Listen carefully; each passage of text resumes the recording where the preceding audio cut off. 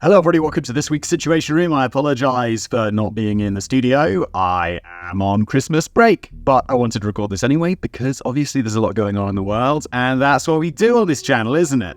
In our lead story today, we're going to bring you the latest on the Democratic Republic of the Congo, where on Wednesday, December the 20th, Sub-Saharan Africa's largest and second most populous nation held an election to decide the course of its future. Contested between the incumbent Congolese president Felix Tshisekedi and a full 18 major challengers, the election comes as over 7 million people are internally displaced by war in the country's eastern regions and as the UN Security Council has recently agreed to withdraw its peacekeeping force by the end of the year. At stake is not just the fate of the Congolese people, but the DRC's immense reserves of cobalt and other highly valuable metals and gems, a set of resources that the wider world would very much like to be able to access in the coming years. Now look, before we continue, we've got to include a bit of a caveat here.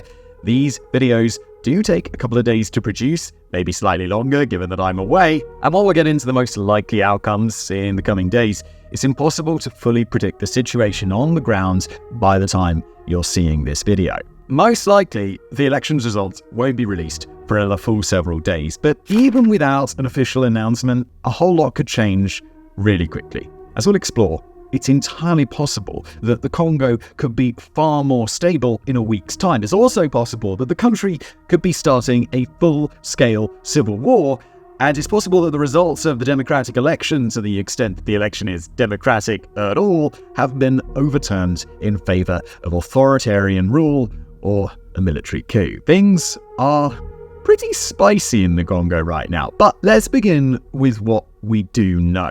Despite widespread fears that Congo's election might be delayed or even cancelled outright, polls opened as scheduled on Monday, December the 20th, 2023, or they opened nearly on time. A last-minute notice by the Congolese government saw voting delayed by 3 hours, citing security and logistical concerns. That delay left many of the Congo's most enthusiastic voters who had hoped to make their stop at the polls the first act of their day, waiting in long lines in heat and scattered thunderstorms across the country. Even before the polls opened, voting lines in the Congo's major cities have become increasingly tense, especially in the capital city of Kinshasa. Behind the scenes, polling officers in the capital and elsewhere were still waiting for their election materials Thursday evening, leaving questions as to whether they'd get them in time for opening, even with the delay. The concern over Congo's readiness to hold this election goes far deeper than whether or not the polling stations opened on time. The ink the Congo uses on its voting cards has recently been revealed as highly prone to smudging, meaning that many votes may not be counted, perhaps as high as 70% or more. Those Congolese who do register to vote are often not finding their names listed on voter rolls. In the country's eastern regions, over 1.5 million people have been prevented from registering to vote due to active conflict, while millions of others face the very real prospect of violence in their communities, around or even at polling stations. Many voting machines had to be hiked on foot across the Congo's dense rainforests for up to 3 weeks at a time before reaching their destinations. Making matters worse, the Congolese government's voter registration list is virtually unaudited in a place where the central government's intentions have been difficult for citizens to trust for virtually all of the Congo's sovereign history. Of the Congo's 100 million-ish citizens, 44 million are known to be registered to vote, but the real number have a reasonable possibility of both making it to the ballot box and having their votes counted is far lower. As polling stations finally opened and began processing votes, tensions only continued to grow through the day. Independent observers have reported that many voting centres didn't open at all over the course of the day, while many Congolese who were trying to vote early in the day reported being unable to come back unless the polling hours were extended late, which in many places, they just weren't. Electronic voting systems appear to have malfunctioned at large scale, and in the eastern parts of the country, voting centres have been vandalised, incidents that security forces have addressed by firing warning shots and maintaining an active armed presence at the voting stations themselves. Unsurprisingly, opposition candidates were not slow to voice their discontent here. A businessman and former governor named Moise Katumbi, who's widely seen as the most potent challenge to Tshisekedi, said after voting, "The only results that we will accept are the results that must be posted at each polling station. For now, are not judge the organization of the vote, but there are many failures. As another prominent candidate, Nobel Peace Laureate Denis Mukwege explained it, the electoral fraud of the century is taking place. Even without the many emergent concerns of Election Day, many international analysts have emphasized how difficult it will be for any opposition candidate to win. With the anti-Tshisekedi vote split well over a dozen ways, it was highly unlikely that any candidate would gather a majority of votes other than Tshisekedi. In recent weeks, the candidates had attempted to coalesce behind one name, but that just didn't happen. Now, between the advantage of Tshisekedi's incumbency and the widespread voter irregularities, the only real question at the time of writing this episode is whether Tshisekedi will earn, or otherwise be awarded, 50% of the votes outright. Even if he doesn't, there will be no runoff. The candidate with the most votes wins, period. Several opposition candidates have already made clear that if votes are counted exclusively based on the ballot successfully cast and accepted on December the 20th, they would consider the election itself to be illegitimate. At the time of writing, voting has been extended to Thursday the 21st in locations that had been unable to open on polling day. But between threats to polling stations that will persevere indefinitely and the lack of attention paid to voting locations that did accept voters but were marred by inconsistencies, the opposition and the Tshisekedi government may already be on a collision course. That's especially true if Tshisekedi is granted the simple majority that he needs to wrap up this whole affair when the official results are announced in a few days' time. If Tshisekedi coasts to victory, or more generally if prominent opposition candidates decide to oppose the official election results, then the tensions across the Congo could very quickly lead to greater violence due to a whole range of factors that have made the Congo into a powder keg. Now, we've already alluded to the war being fought in the Congo's east, but describing this as a single war somewhat misses the point. In these parts of the nation, over 120 active militias and rebel groups oppose the government, as well as each other, with many of them holding unilateral authority over at least a small portion of the country. One particular group, known as M23, has surged forward, captured significant territory in the past couple of years. And while M23 and the Congolese government have temporarily drawn down hostilities in advance of the vote, those hostilities will probably pick back up regardless of what happens in Kinshasa. But introduce a third element, a wave of popular discontent that can coalesce around one or a handful of the most prominent opposition candidates, and that popular animus will very quickly realise it's got things in common with the armed rebels in the country's east.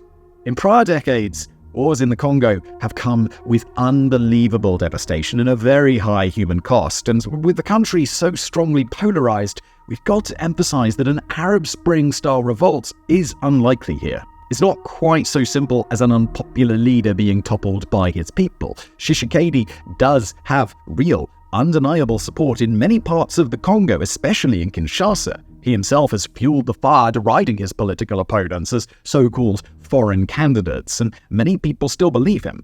Still others have emphasised their patience for Tshisekedi, who spent years battling a legitimacy crisis in the election that brought him to power, and has based his campaign rhetoric on a request that he will be given 5 more years to continue work that had only just started amid the controversy and conflict of his first term.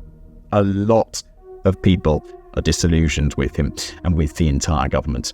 After all, we're talking about a nation with incredibly valuable natural resources that still remains the 5th poorest country in the world, with a GDP per capita of under $600 American per year.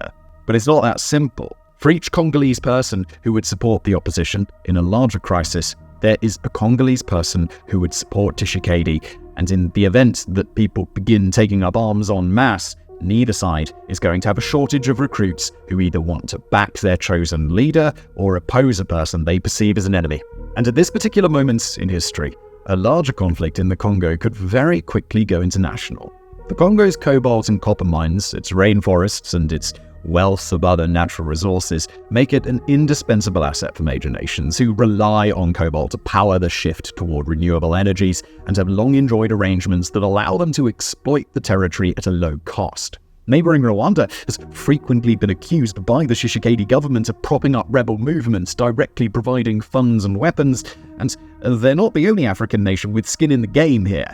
In the Congo's civil war from 1998 to 2003, 8 African nations got involved. Today, mainland China, Russia, and the now somewhat autonomous African elements of the private military company Wagner all trying to throw their weight around on the continent, a prospect that could see the United States, NATO, and other rival powers also involve themselves in the conflict in order to prevent Russian or Chinese control over the Congo's resources. All this as the watchful eye of the UN appears to be turning away. On the day before the Congolese elections, the UN Security Council voted unanimously to begin withdrawing their peacekeeping forces from the area after a sustained 2-decade presence. That shift is expected to conclude by the end of 2023, potentially just in time to act as a starting gun for the next wave of major violence. The situation in the Congo would be a deeply troubling one for any global nation, but it's especially pronounced when weighed against the Congo's incredible potential. In the right circumstances, with collaborative foreign partners instead of exploitative ones, and with political leadership that could unify the Congo and start a path toward development, the Congo has every bit of promise to become a regional powerhouse. It's the sort of place that could drive continental trade, produce staggering amounts of electricity for Africa, and leverage its resources to be an economic and political leader in global affairs. A very, very different version of the Congo, with all the same fundamental parts, could be the epicenter of a rapidly developing African continent. Whether any of the 2023 electoral cycle's candidates could realize that sort of future for the Congo, or whether any of them can even be trusted to pursue a higher purpose than self-enrichment and enrichment of their allies, we certainly can't say. The people of the Congo are far better suited to answer that question than we are, and they don't seem to agree with each other on the issue either. Next, we move to a rapidly unfolding crisis in the Red Sea, where a series of attacks on commercial ships by Yemen's Iran-backed Houthi rebel organization has pushed the region to a tipping point. In a small section of sea, where over 10% of all global trade passes through each year, attacks via drones and anti-ship missiles have hit multiple commercial vessels, while others have been intercepted by American, British, and other warships patrolling the area. According to the Houthi rebels, their intent is to target ships with connections to Israel, thus punishing Israel for their ongoing conduct in their counter-offensive against the Hamas organization in Gaza. According to world nations, independent observers, and commercial shipping companies themselves, the Houthis are either operating with outdated information or otherwise don't care about accurate targeting at all, with their wave of attacks appearing so indiscriminate that ships cannot risk passage off of the Yemeni coast. When we first spoke about this evolving crisis a couple of weeks ago, it was at a moment in which a handful of ships had been attacked. The Houthis had made their claim of launching the attacks to punish Israel, and the owners of some of the targeted commercial ships had explained that no, they had actually no connection to Israel at all. In that prior piece, we predicted that if these attacks were to continue against targets that aren't uniformly Israeli, then they would force global shipping companies to either accept the risk of deaths and major cargo losses on their ships, or otherwise do one of two things: sit down to negotiate with the Houthis, or get out of the Red Sea entirely. Now, they've chosen the latter.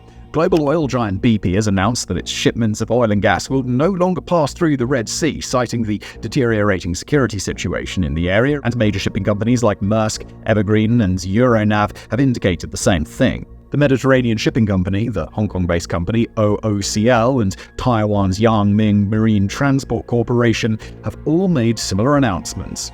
All the while, the Houthis have continued to attempt strikes in the Red Sea. Monday the 18th saw attacks on the Panama-flagged ship MSC Clara and the Norwegian ship Swan Atlantic, while on Tuesday, a ship called Al Jasra, belonging to a German company, was attacked as well. But avoiding passage through the Red Sea isn't as simple as piloting a ship to a different point of passage. There is no backup option when the Red Sea cannot be traversed, as the world was reminded most recently when in 2021 a ship called the Ever Given ran aground in the Suez Canal. With the Red Sea blocked off, any vessels that want to travel from Europe or North America to the Indian Ocean or vice versa will now have to face crippling delays. As Reuters explained, a trip from Rotterdam to Singapore takes 26 days if passage through the Red Sea is possible. That's a journey of about 8,500 nautical miles. Without the Red Sea, that journey extends to 11,800 nautical miles across 36 days, going all the way to Africa's southern tip and continuing all the way back up before traveling further. As we said before,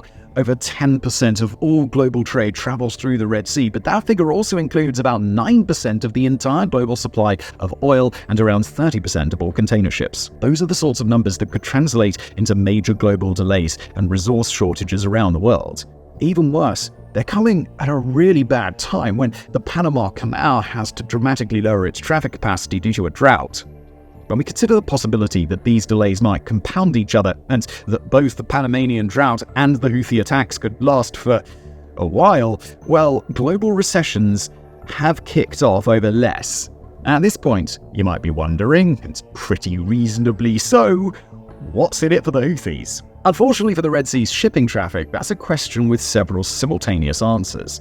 On the one hand, the Houthis are informally allied with Gaza's Hamas organization through their mutual ties to Iran, which uses both non-state groups as proxy forces as part of its broader struggle for power in the Middle East. Basically, the Houthis and Hamas are to Iran what North Korea is to China, or what the US-backed Afghan government of the 2010s was to America. The Houthis' attacks are having a real impact already on Israeli ports, while Israel's allies in the European Union will also face severe pain, and America too, a bit less so if the crisis continues. At the same time, the Houthis have the opportunity to leverage these attacks into international recognition, forcing major commercial conglomerates and even global powers to sit down at the negotiating table in order to put a stop to the violence. That, for all intents and purposes, would be tantamount to an international acceptance of the Houthis' claim to authority across Yemen, even if the UN might not be admitting Houthi representatives anytime soon. And that begets another question. Why wouldn't the rest of the world simply put a stop to these attacks? Now, we'll answer that more fully in a moment, but before we do, we've got to understand that the Houthis' biggest insurance policy against attacks is specifically the ongoing humanitarian crisis in Yemen. In that country, well over 10 million children are in urgent need of humanitarian assistance. Large portions of the population live on the brink of famine, and disease is widespread, while critical sanitation infrastructure is practically non-existent. It's a crisis of staggering proportions, for which the blame rests largely on the Houthi rebels and their sworn enemies, the internationally recognized Saudi-backed Yemeni government. But it's a crisis that global nations have very intentionally left to the United Nations, despite having more than half a decade to step in and do something themselves. Whichever previously uninvolved nation becomes the first to put boots on the ground in Yemen, even to dismantle the Houthis and protect global shipping, will inherit a humanitarian crisis of staggering magnitude. It's that typical balance and the world's clear unwillingness to intervene that have given the Houthis confidence that they can operate with impunity on the territory that they control. But the deterrent of Yemen's humanitarian crisis hasn't stopped the international community from looking for answers. In our piece on this issue a couple of weeks ago, we anticipated that the United States would likely take the lead in whatever operations do take place in the Red Sea. After all, the US, and specifically the destroyer USS Carney, has taken the brunt of responsibility for intercepting Houthi missile and drone attacks thus far. This week, that prediction has borne itself out with the introduction of Operation Prosperity Guardian. Announced on Monday the 18th by US Defense Secretary Lloyd Austin, Operation Prosperity Guardian is a joint military operation that will operate in the Red Sea and the neighbouring Gulf of Aden, with the goal of ensuring freedom of navigation for all countries and bolstering regional security and prosperity. Translating from foreign policy talk to English, Austin was explaining that the United States intended to lock down the Red Sea and the Gulf of Aden directly to make sure that whatever attacks the Houthis intended to launch would be unsuccessful in threatening their intended targets. That sort of description could mean a few things: a naval blockade, an air campaign, or even boots on the ground in Yemen. But as our prior explanation of the Houthis' humanitarian leverage suggested, the US appears to be focused on a naval intervention, policing the waters around the Yemeni coast and responding to attacks from the Houthis as they take place. They'll be joined by ships from Canada, France, the United Kingdom, Italy, the Netherlands, Spain, Norway, Bahrain, and the Seychelles, as well as other nations that have apparently asked not to be named. Jordan, Egypt, the UAE, Saudi Arabia, and Qatar are suspected to be among them. Their goal is not to escort individual vessels, but instead provide an umbrella of protection over certain areas of the Red Sea and the Gulf of Aden. How big those umbrellas will be, how much ship traffic they can allow, and most importantly, whether they'll offer a contiguous passageway, we just don't know yet. In one notable caveat, China does not appear willing to join the coalition despite maintaining a naval presence in the area. The United States has been unusually forthright in unofficially soliciting China's support, but as of yet, the coalition seems to have been rebuffed. In Yemen, the response from the Houthi rebels has been escalatory rather than submissive. As chief Houthi spokesman Mohammed Abdel Salam put it, The American-formed coalition is to protect Israel and militarize the sea without any justification, and will not stop Yemen from continuing its legitimate operations in support of Gaza. He added later, "Whoever seeks to expand the conflict must bear the consequences of his actions." Although the full scope of the US-led intervention is not yet known, and their intended tactical approach to the Houthi issue is thus far a mystery, we've got to emphasize the degree to which a limited intervention offers benefits to the Houthis. With more than enough breathing room to pivot their drones, missiles, and other assets all across Yemen, the Houthis have the capacity to strike from unexpected angles, keep themselves mobile, and continue to threaten attacks outward while avoiding the airstrikes they'll draw upon themselves in return. A blockade can be militarily effective, absolutely. But with the US-led coalition focusing on missile defense, it's the Houthis who are incentivized to find ways through or around the shield. If they are successful, it will be via unexpected attack vectors that the US is not prepared for. And if the coalition is unable or unwilling to gather intelligence on the ground, then every successful attack will add another layer to the crisis, drawing both sides toward a confrontation that this new coalition seems unwilling to pursue. In the next week or two, additional US warships will travel to the Red Sea to offer immediate support, including the aircraft carrier Eisenhower. Meanwhile, the US and its close allies have begun to consider direct attacks against the Houthi rebels in a new acknowledgement that a maritime task force might not be enough to neutralize the Houthi threat in the long term. What those strikes would target is currently unclear, but likely on the list would be any known stationary anti-ship missiles or drones in the Houthi arsenal. How long those missiles and drones will remain stationary is another matter, and time will be of the essence before these assets are squirreled away into hiding spots or adapted to remain mobile around Yemen. Conceivably, Houthi command posts and operational infrastructure could also be on the target list, although that sort of attack would further raise the possibility of an escalating crisis within Yemen itself, depending on how the Houthis would respond to such an operation. Not only that, but it could bring Iran into the conflict directly, opening a sobering possibility of a major war that has thus far been averted despite the violence in Gaza. In all of this, we've got to at least point out the more solemn, pragmatic reality of the situation. The people of Yemen, including millions upon millions of children, have spent nearly a decade in a war zone, starving, dying of disease, and often pressed into service as child soldiers. No international response was forthcoming. Now, global financial interests have been threatened, and that threat has been met with an immediate response. But the response options being considered have very little to do with the sorts of direct intervention that could save lives on the ground or begin piecing Yemen back together. Of course, it's not quite so simple as that. This is a complex and layered conflict, and it's just one small part of a complex and rapidly evolving region of the world. But the stark contrast between what the international community will do for its cargo ships and what it'll do for the ordinary people of Yemen still persists nonetheless. And from Iran-backed militias in Yemen, we pivot to Iran itself, where, in our final story of the day, a massive cyber attack disrupted service at up to 70% of Iran's petrol stations on Monday the 18th. At the height of the incident, just 1,650 of 3,800 state-supervised petrol stations were active across Iran, bringing traffic to a halt and calling the state's system of petrol management into question. By now in today's episode, the backdrop behind the incident should be no surprise. Iran is widely understood to be the critical sponsor behind Hamas in Gaza, the Houthi rebels in Yemen, and a number of other proxy forces that are all too happy to spread carnage across the Middle East. If Iran can use its proxies to attack other nations, then, the logic would go, those other nations can use their cyber warfare capabilities to retaliate. In the wake of the cyber attack, Iran didn't take long to place blame. In television broadcasts in the days since, the regime has accused a known hacking organization called Gonyeshka Darande, or in English, Predatory Sparrow. Israeli outlets also repeated the claim. It wouldn't have been a surprise to anyone in any other nation that this group pulled off the attack. They claimed responsibility for a June 2022 hack on Iran's major steel companies, which itself started a major fire and coincided with the release of purported secret documents. They've also been responsible for a range of other attacks, and their links to the Israeli state aren't much of a secret these days. In fact, the group claimed credit for the cyber attack just hours after it happened, posting it to the social media platform formerly known as Twitter. It read, "We, Gonyeshka Darand, carried out another cyber attack today, taking out a majority of the gas pumps throughout Iran.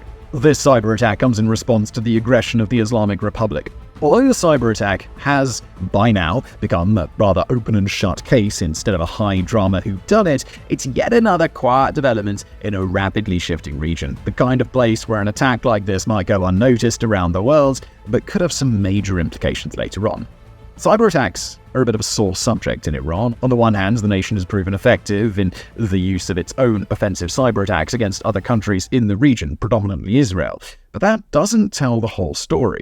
Over the past decade and a half, Iran has been a target for one cyber attack after another, to the point that the country's cyber defenses are widely seen as being insufficient. In late 2022, the hacktivist group Anonymous waged an all-out cyber war against Iran, with hackers infiltrating the Iranian parliament and gathering personal information on parliamentarians, others releasing the personal details of celebrities and government officials, and some even selling data about where the Islamic Revolutionary Guard Corps are stationed around the world, along with a flood of other data breaches, hacks, and forced shutdowns of government websites. In 2023, a number of government ministries had their digital infrastructure breached comprehensively by foreign hackers. But the most famous and notorious incident went down over a decade ago when the cyberworm Stuxnet infiltrated and wreaked havoc on an Iranian nuclear facility. Ever since Stuxnet, Iran has worked to insulate itself against cyber attack, making every successful attack against them more impactful to public perception. Obviously, it's too early yet to make any proclamation on December the 18th's attack in terms of impact on Iranian long-term strategy. However, the hacking group has been direct for months about the intended effect of any attacks they might launch. In the days immediately following Hamas's initial large-scale attack on Israel on October the 7th of this year, one representative told Israeli media, "In the event that we detect any kind of offensive action in any realm from any proxy against our country, we will attack and cause permanent and unimaginable damage to any target we see fit via air, sea, land, and cyber."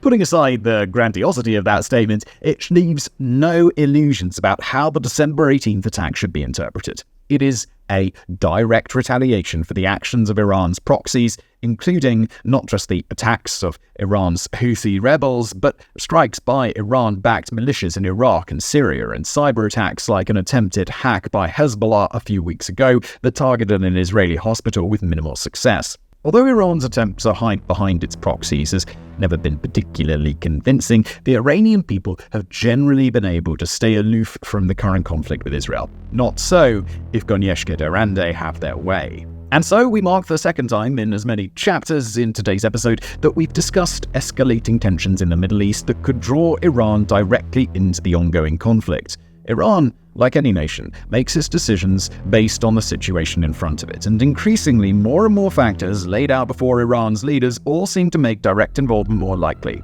Those factors include the prospect of coalition attacks on the Houthi rebels in Yemen. They include the addition of large-scale direct cyber attacks against Iran itself, but they also include the continued Israeli offensive into Gaza, the potential for a new battlefront between Israel and Hezbollah-controlled Lebanon, and the degree to which Israel and the United States seem to be more and more isolated on the global stage.